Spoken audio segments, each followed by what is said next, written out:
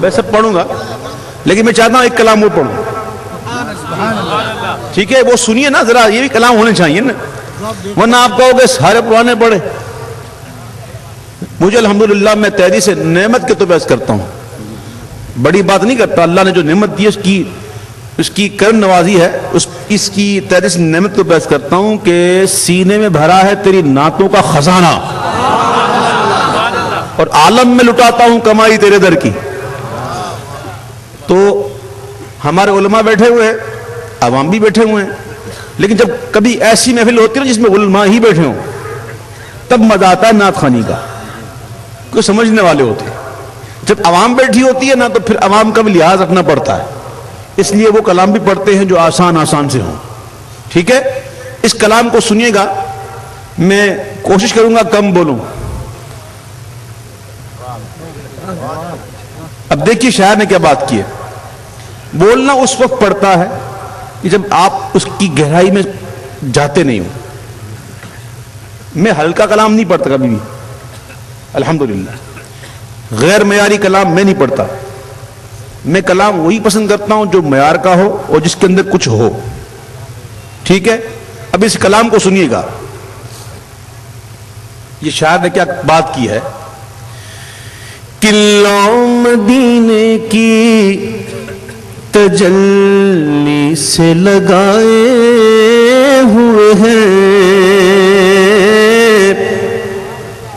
لو مدینے کی تجلی سے لگائے ہوئے ہیں, دل کو ہم مطلع انوار بنائے ہوئے ہیں, دل کو ہم مطلع انوار بنائے ہوئے ہیں. آقا فرماتے ہیں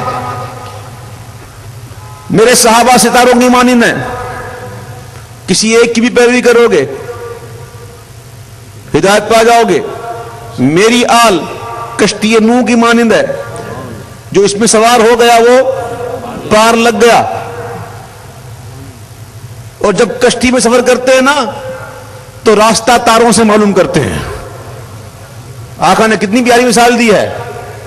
اب الحمدللہ ہمارا جو تعلق ہے نا وہ ہم ایسے ہیں کہ ہم اہل بیت کی کشتی میں بیٹھے ہوئے ہیں اور صحابہ سے رستہ لے رہے ہیں. شاعر نے کہا کہ کشتیاں اپنی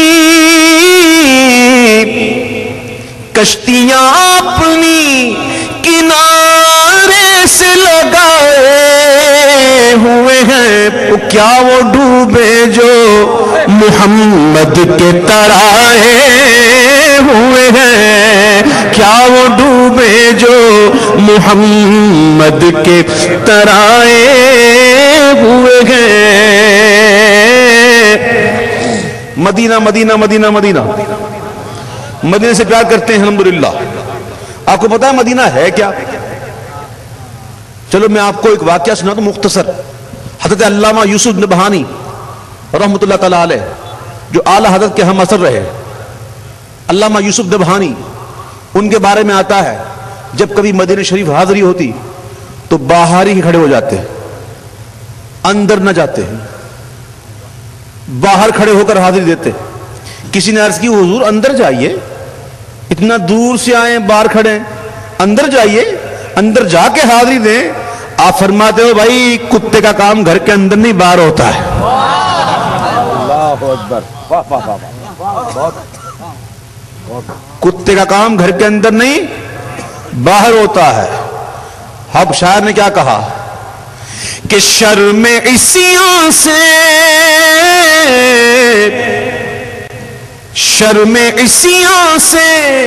نہیں سامنے جایا جاتا,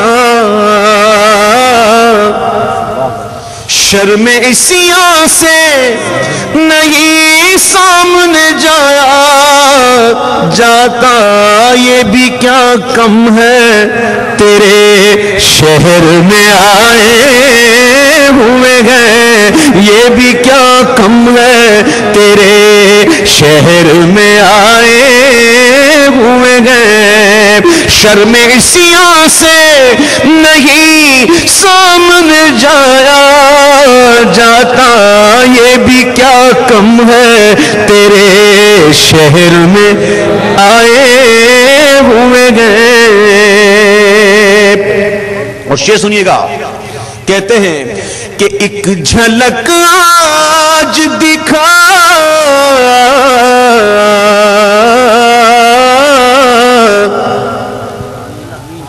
ایک جھلک آج دکھا اے گنبد خضرا کے مکین، کچھ بھی ہے دور سے دیدار کو آئے ہوئے ہیں، کچھ بھی ہے دور سے دیدار کو آئے ہوئے ہیں۔ وہ قبر کی نیند سے جس کو ہوگی نا اچھی نیند ملے گی نا اس کو پتہ چلے گا، جس کو ملیں گے نا بھاٹے اس کو کیا خواب پتہ چلے گا۔ جو سوئے گا نا دلہن کی طرح، جس سوال کے جواب دے دے گا من ربک ربی اللہ، ما دینک دین الاسلام، ما کنت تقول فی ھذا الرجل ہوا محمد رسول اللہ صلی اللہ علیہ وسلم، پھر کیا ہوگا؟ سو جا، ایسے سو جا جیسے دلہن سوتی ہے۔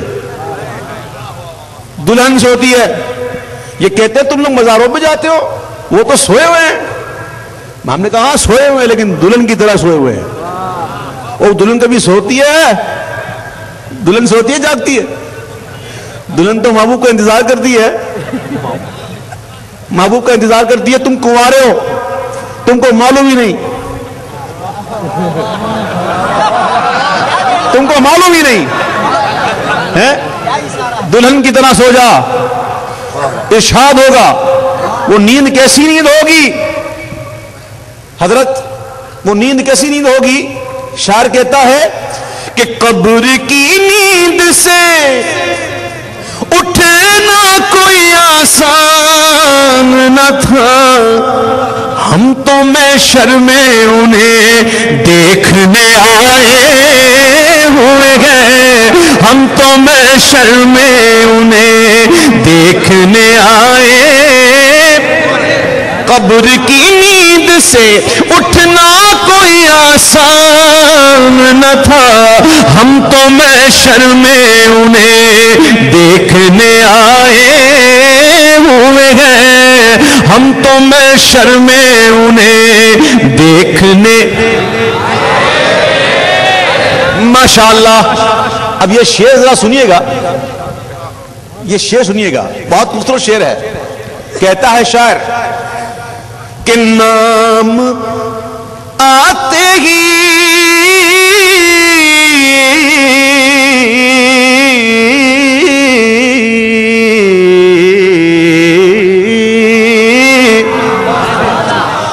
نام آتے ہی ابو بکر عمر کا لب پر، نام آتے ہی ابو بکر عمر کا لب پر، تو بگڑتا ہے وہ پہلو نہ سنائے ہوئے گئے، تو بگڑتا ہے وہ پہلو میں سنائے ہوئے ہیں۔ حضور کے علم کا مذاق بنایا، محبوب کے اختیارات کا مذاق بنایا کس نے؟ ولید بن مغیرہ نے۔ اللہ نے پسند نہ فرمایا، محبوب تو درگزر کرنے والے ہیں لیکن اللہ نے پسند نہ فرمایا۔ سورہ قلم پڑھو، ابتدا کی آیتیں ہیں، اللہ نے عیب کھول دیے،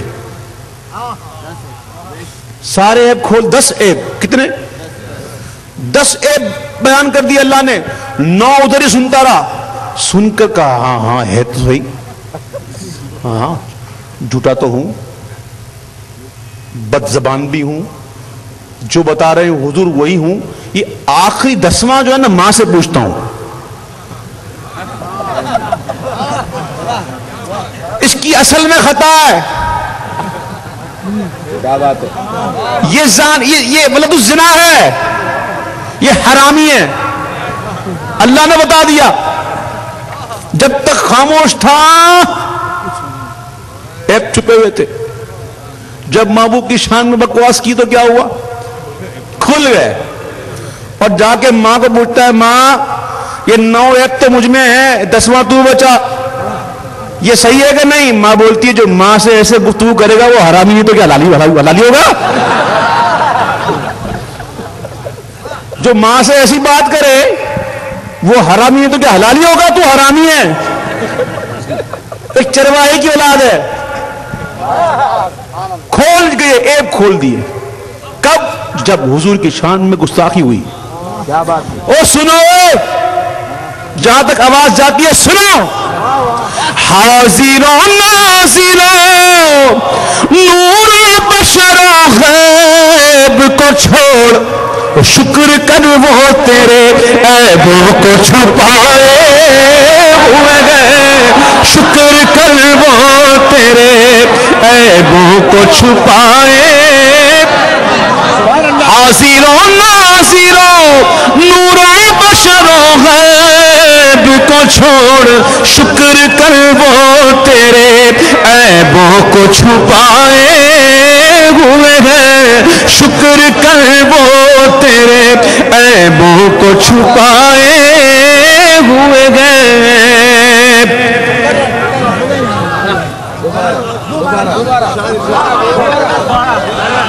مقرر حاضر و ناظر نور بشر غیب کو چھوڑ اور شکر کر وہ تیرے عیبوں کو چھپائے ہوئے ہیں. ایک مشاعرہ تھا, یہ مقرر پہ کچھ یاد آیا. ہاشمی صاحب عرض کروں, ایک مشاعرہ تھا. وہ مشاعرہ جو ہوتا ہے نا وہ زیر صدارت ہوتا ہے کسی کی, تو کوئی صدر ملا ہی نہیں. اب ایک فوجی بھائی تھا, ریٹائرڈ جنرل تھا, کرنل تھا, بولا جی آپ ہی آ کے بیٹھ جاؤ اور جو ہے وہ صدارت کرو. اب مشاعرے میں ہوتا ہے نا جب شاعر پسند آتا ہے تو کہتے ہیں مقرر مقرر. اب یہ بار بار مقرر مقرر بولتا فوجی, اس کی کھسک گئی. بولو اے ایک بار سنو, توجہ سے سنو.